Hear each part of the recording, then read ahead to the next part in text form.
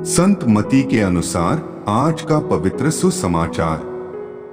अध्याय 1 वचन संख्याएं 1 से 16 और 18 से 23 तक। इब्राहिम की संतान दाऊद के पुत्र ईसा मसीह की वंशावली।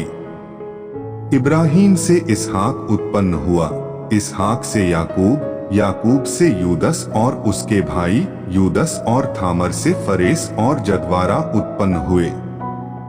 फरेस से एसरोम, एसरोम से अराम, अराम से अमीनदाब, अमीनदाब से नासोन, नासोन से सलमोन, सलमोन और रखाब से बोझ, बोझ और रूत से ओबेद, ओबेद से येस्से, येस्से से राजा दाऊद उत्पन्न हुआ।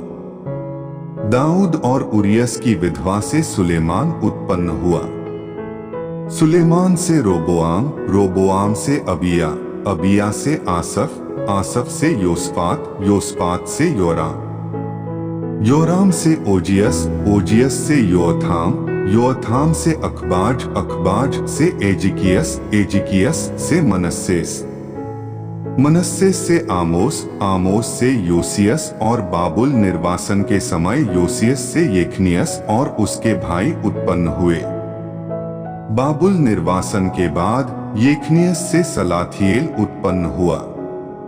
सलाथिएल से जरोब्बेल, जरोब्बेल से अबियूद, अबियूद से एलियाकिम, एलियाकिम से आजकोर, आजकोर से सादोक, सादोक से आखिम, आखिम से एलियूद, एलियूद से एलियाजार, एलियाजार से मत्थान, मत्थान से याकूब, याकूब से मरियम का पति यूसुफ और मरियम से ईसा उत्पन्न हुए जो मसीह कहलाते हैं।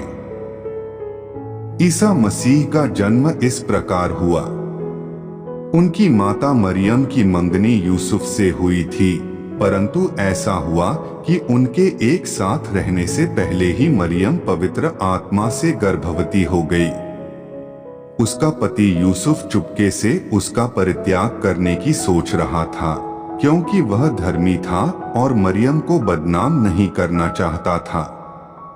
वह इस पर विचार कर ही रहा था कि उसे स्वप्न में प्रभु का दूत यह कहते दिखाई दिया, यूसुफ, दाऊद की संतान, अपनी पत्नी मरियम को अपने यहाँ लाने में नहीं डरे, क्योंकि उनके जो गर्भ है वह पवित्र आत्मा से है।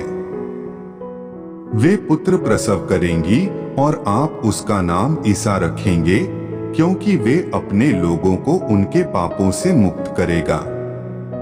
यह सब इसलिए हुआ कि नबी के मुख से प्रभु ने जो कहा था वह पूरा हो जाए।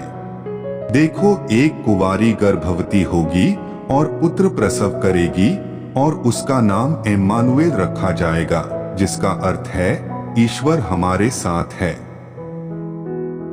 यह प्रभु का सुसमाचार है।